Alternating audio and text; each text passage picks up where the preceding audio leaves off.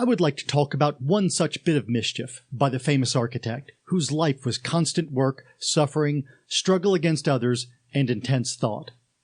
One time, on a Sunday evening in 1409 in Florence, a company of young people gathered for dinner at the home of a young nobleman by the name of Tommaso de' Pecore, an honorable, intelligent man who was fond of a good time. When the table had been cleared after dinner, and sweets were served with the best wine, everyone began talking to one another loudly and easily of this and that, as it often happened at such gatherings.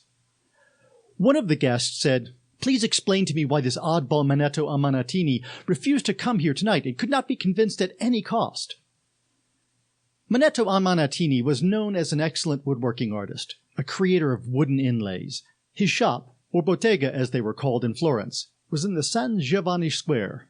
Everyone loved Manetto for his cheerful disposition and highly respected him for his talent, for he had no equal in the beautiful art of woodworking. But in matters of everyday life, he was as trusting, straightforward, and inexperienced as a child.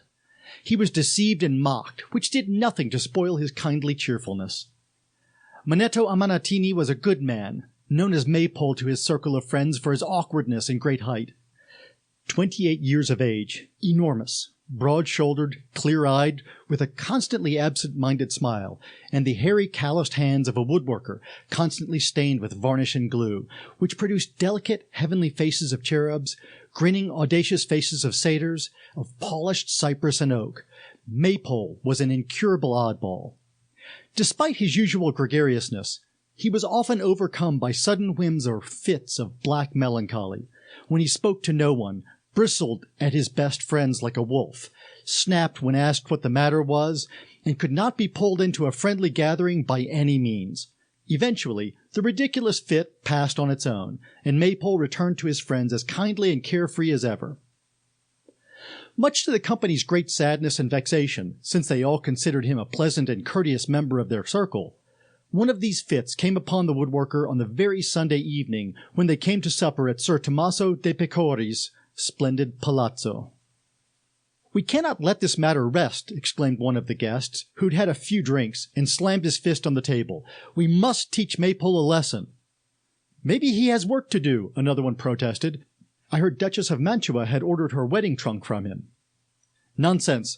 I know his business like the back of my hand. What could he possibly do on a Sunday evening? He is melancholy again. He is at a tavern drinking somewhere, or worse, lying in bed sleeping. I am telling you, we must teach him a good lesson for all these oddities, for his own good, so that he never neglects his friends again over this foolishness." "How could we possibly teach Maypole a lesson?" a third guest doubted. "Do we beat him up? He has a hide like a boar. He won't feel a thing. Besides, his hands are so strong that if he fights back, we'll all be sorry. Do we trick him to pay all of our bills at the inn? What sort of a lesson would that be? He'll laugh at us. Maypole is never stingy."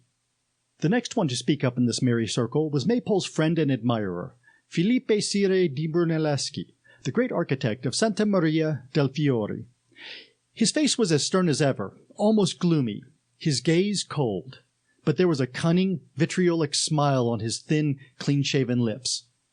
From that smile, the companions instantly realized true fun was about to begin, the kind of fun that made one double over with laughter.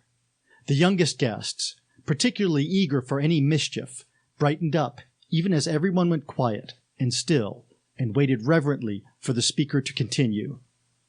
Then Filippo slowly surveyed everyone with a thoughtful gaze, as if they were discussing important business, and said, "My dear friends, here is what I have come up with. We can play the most amusing joke on Maypole, which I think shall amuse you greatly. My joke is to convince Manetto, the woodworker, that he is a completely different person." Many argued with Filippo, saying this was impossible, but, as was his custom, he provided his arguments with mathematical clarity, as if they were discussing an elegant theorem, and managed to convince them that his plan was feasible. They discussed everything to the last detail, and came up with a plot against poor Maypole.